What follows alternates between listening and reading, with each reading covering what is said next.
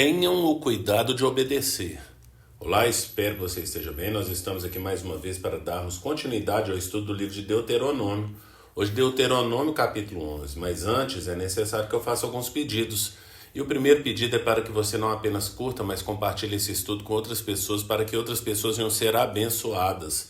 Outro pedido é para que você nos siga nas redes sociais, porque através das redes sociais da igreja, você terá acesso à agenda da semana e nela você poderá conferir os dias, horários e temas dos estudos que nós disponibilizamos ali na igreja. Portanto, venha participar, porque certamente você vai adquirir mais conhecimento da palavra do Senhor. E outro pedido é para que você leia todo o capítulo, no caso hoje o capítulo 11. E depois desses pedidos, eu quero ler com vocês aqui os dois últimos versículos desse capítulo, que é o versículo 31 e 32, que diz: vocês estão a ponto de atravessar o Jordão e tomar posse da terra que o Senhor, o seu Deus, lhes está dando.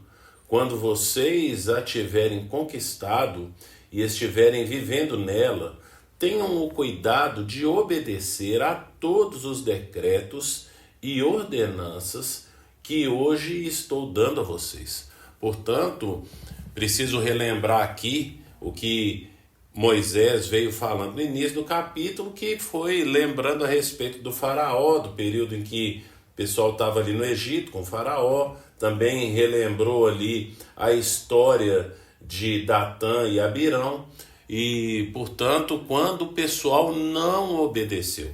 Então, Moisés veio dando exemplos de pessoas que ouviram a voz de Deus e não obedeceram à voz de Deus, e quais foram as consequências. Depois disso, ele começa a fazer exortações referentes à obediência. Então, lá no versículo 13, aliás, lá no versículo 8, ele fala: obedeçam, portanto, a toda a lei que hoje lhes estou dando. Então, depois dessas histórias que nós falamos aqui, mostrando consequências do que acontece para as pessoas que não ouvem as palavras de Deus, as ordenanças de Deus, então ele fala no versículo 8 para obedecerem. No versículo 13, portanto, se vocês obedecerem fielmente os mandamentos que hoje lhes dou. Então, ele vai continuar falando a respeito de obediência. Lá no versículo 16, ele vai falar: por isso, tenham o cuidado para não serem enganados e levados a desviar-se para adorar outros deuses. Então, mais um cuidado que tem que ter. Depois, lá no versículo 23, ele fala: se vocês obedecerem, e esse eu faço questão aqui de ler aqui o versículo 22 e 23. Se vocês obedecerem a todos os mandamentos que lhes mando cumprir, amando o Senhor, o seu Deus, andando em todos os seus caminhos e apegando-se a Ele, então o Senhor expulsará todas as nações da presença de vocês, e vocês despojarão nações maiores e mais fortes do que vocês. Portanto, mais um chamado aí à obediência. Depois, lá no versículo 26, ele vai falar: prestem atenção, hoje estou pondo diante de vocês a bênção e a maldição. Portanto, Moisés está aqui falando a respeito da obediência. A bênção é se vocês obedecerem. A maldição, se vocês desobedecerem. E aí, então, agora o Moisés vai falar o que vai acontecer, o que eles devem fazer quando eles atravessarem lá para o lado para tomar a posse ali da terra prometida. Então, algo que eles têm que fazer ali no Monte Gerizim, não é verdade? Então, isso tudo aí, como você já leu, quero crer que você já leu todo o capítulo, então você vai perceber isso que eu estou falando aí a partir aí do versículo 29, 30, então você vai perceber isso que vai ser feito ali nos dois montes, um monte onde vai ser ali a bênção, né? Então a bênção vai ser no monte Gerizim e a maldição que vai ser no monte Ebal. Portanto, o que eles vão fazer para poder lembrar o povo a respeito de bênção e maldição, que foi assim que começou ali no versículo 26, falando a respeito da bênção e da maldição. E, né, entrando então nos 2 versículos que nós lemos hoje, então eles estão ali a ponto de entrar na terra prometida, e aí eles têm que tomar esse cuidado de obedecer a todos os decretos e ordenanças. Portanto, é um chamado para o povo e um alerta para o povo para a forma como eles devem se relacionar com Deus. E perceba, eu fiz questão de ler esses 2 últimos versículos, porque às vezes o Senhor promete tantas bênçãos para nós, assim como prometeu aqui para o povo de Israel, promete para nós também bênçãos, não é verdade? E quando nós estamos desfrutando das bênçãos, a tendência é que a gente venha a relaxar. Então, a gente relaxa no nosso relacionamento com Deus, a gente relaxa com relação ao estudo da palavra de Deus, não é verdade? Então a gente vai relaxando. Quero dar um exemplo. Você talvez tenha aí algumas promessas da parte de Deus, e eu quero pegar um caso de pessoas, né, que às vezes a gente conhece, que receberam promessas da parte do Senhor. Então, às vezes você recebeu uma promessa da parte do Senhor para ter um sítio. Olha que bênção ter um sítio. E aí o que acontece? Você se esforça, você trabalha, você faz as suas obrigações, você busca o Senhor, você clama ao Senhor, você ora, você jejua, você estuda a palavra do Senhor. Afinal de contas, quando nós estamos lendo a palavra do Senhor, às vezes o Senhor destaca algumas promessas que tem a ver com a gente, que não foi apenas para o pessoal aqui dessa época, mas que é para a gente também. Então pode ser que o Senhor faça isso, e aí então nós temos mais interesse em ler e estudar a palavra do Senhor, passamos a participar de uma forma mais contundente nas vigílias, nas reuniões de oração, não é verdade? E aí o Senhor vai dar esse sítio que ele prometeu que daria. E aí o que acontece? Aí agora esse sítio, ele tem certas demandas. Então, a princípio, a gente passa, né, o final de semana lá, mas passa o final de semana ali, já vai na sexta-feira à noite pro sítio, fica lá sábado o dia inteiro, e aí sai no domingo cedinho para poder ir para a igreja, porque talvez a gente tinha o costume de frequentar os cultos de domingo de manhã.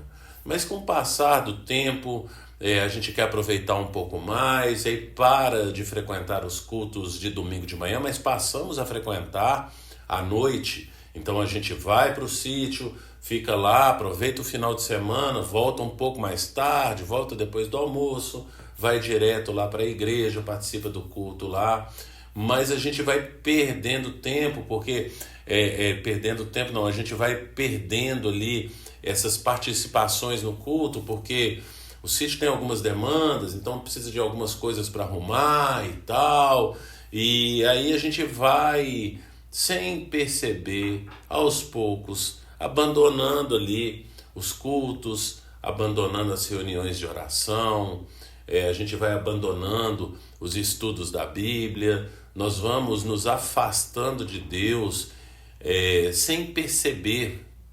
Entenda que a igreja e essas reuniões é apenas um meio para a gente poder entender que precisamos de instrumentos de Deus para nos incitar a fazermos alguma coisa. Então, quando você vai ali para um estudo bíblico ali na igreja, esse estudo bíblico é só um canal nas mãos de Deus para te incitar a querer buscar mais conhecimento da palavra do Senhor. Então você vai estudar mais, e o que eu estou falando é que essas ferramentas vão deixando de existir na caminhada por causa daquela bênção que Deus deu. Falo isso porque é exatamente essa a história desse povo aqui, o povo de Israel. Então perceba quantas vezes Moisés, só nesse capítulo, ele fala a respeito da importância de obedecer. Mas o que nós já estudamos até aqui, vimos várias vezes ali, não é verdade? Essa importância de obedecer. Teve a repetição dos 10 mandamentos ali no capítulo 5, no capítulo 6 também, para ensinar aos filhos o caminho que devem andar. Portanto, vem tantas exortações para obedecermos e ensinarmos os nossos filhos.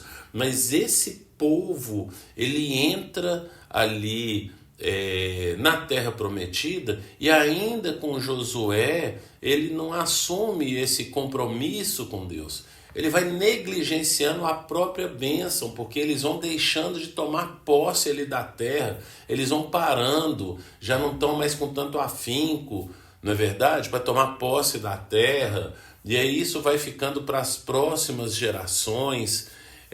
Então eles têm parte da bênção e se contentam com parte dessa bênção que Deus deu, que Deus prometeu então para os antepassados.